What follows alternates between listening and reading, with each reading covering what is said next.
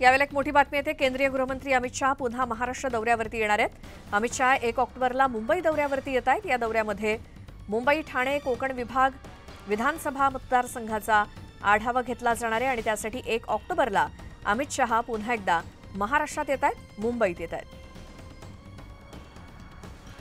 ठाणे आणि कोकणातील मतदारसंघाचा आढावा घेतला जाईल आणि त्यासाठी अमित शहा पुन्हा एकदा महाराष्ट्र दौऱ्यावर येणार आहेत। 1 ऑक्टोबरला ते मुंबईत येणार आहेत।